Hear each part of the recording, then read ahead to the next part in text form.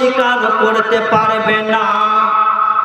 মানুষ যদি মনে করে আমাকে কেউ এখান থেকে উঠাতে পারবে না, আমার আল্লাহ বলছেন যদি তোমরা মরে যাও মাটির সঙ্গে মিশে যাও, আর যদি পাথরও হয়ে যাও লোহাও হয়ে যাও, তারপরে আমি তোমাদেরকে জিন্দা করব, এটা তোমরা কেউ অস্বীকার করতে পারবে না। আমরা ভাবছি মরে যাব, পচে যাব, সরে যাব, কোনো কাজে লাগবে না। না বান্দানা ইন্না ইলাইনা ইয়াবাহুম সুম্মা ইন্না আলাইনা হিসাবাহুম, ফিরে আসতে হবে, হিসাব দিতে হবে। সুবহানাল্লাহ বলতে ইচ্ছে করছে না? সুবহানাল্লাহ বলতে ইচ্ছে করছে না? বলুন সুবহানাল্লাহ। কই আপনারা তো কেউ লাফ মারলেন না, কিন্তু বাংলাদেশে আসে যখনই বলবে সুবহানাল্লাহ তখন ফাটাম করে মুখ থেকে ঝাঁপ মেরে ওদিকে চলে যাবে। আপনারা আড়াগাড়ি দেখেছেন? আড়াগাড়ি দেখবেন যারা চাষিবাসী লোক তারা বলতে পারবে, আমি যখন ছোট ছিলাম ড্রেনে পানি যেত, সেখানে গার্ড করতাম, দিয়ে ঝাঁপ ঝাঁপ ঝাঁপ করে সে মাছগুলো পড়তো। ঠিক ওই রকম যখনই বলছে সুবহানাল্লাহ তখন দেখছি স্টেজের নিচে থেকে ঝাঁপ মেরে হুজুরের ওপর দিকে ওইদিকে পা করে পড়ছে। আল্লাহ, এই জিকির তো জীবনে কোনোদিন শুনি না। আমি বললে অনেকজন গালি দেবে। একজন আমাকে কমেন্ট করেছে, মাওলানা সাহেব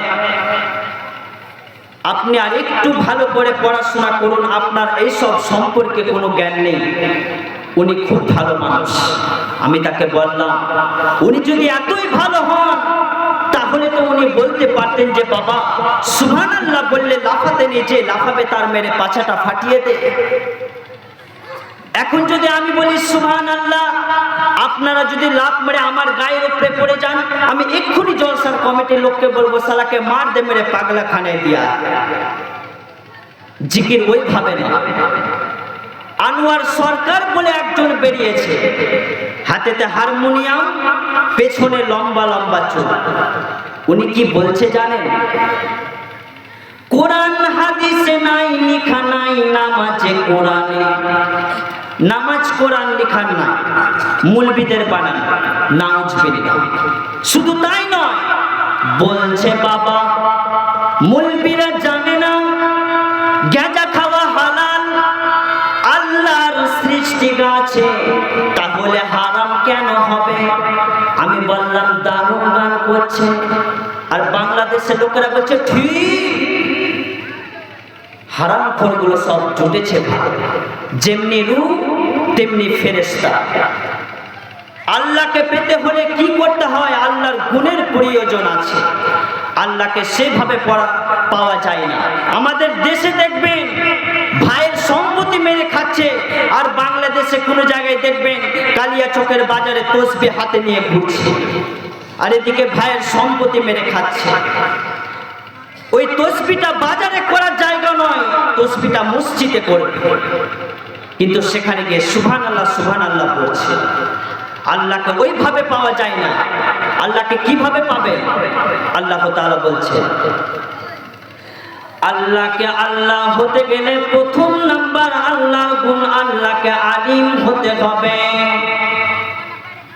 দ্বিতীয় নাম্বার হচ্ছে আল্লাহর গুণ, আল্লাহকে পৃথিবীর সমস্ত জিনিসের উপরে কদির হতে হবে।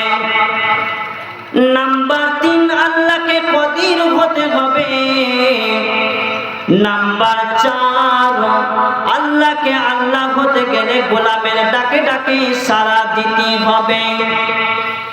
এতগুলি নাম, শুধু 4টে নাম বলা হয়েছে, আর অনেকগুলি নাম সঙ্গীত বাকি আছে।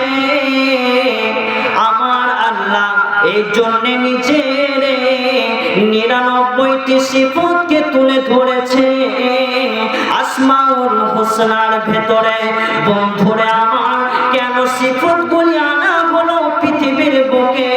এই সিফতগুলি আনার কারণ হচ্ছে যারা এক আল্লাহকে বাদ দিয়ে আর এক আল্লাহকে মেনে চলেছে, তাদের মাবুদের ভিতরে কিন্তু চারটি গুণকে পাওয়া যায়নি। যেহেতু বলা হয়েছে নবী নিজে আল্লাহকে প্রশ্ন করেছেন, যিনি আমার আপনার মতো ব্যক্তি নয়, যাকে আগুনে নিক্ষেপ করা হয়েছে, এমন একজন নবী যার নাম হচ্ছে হযরত ইব্রাহিম।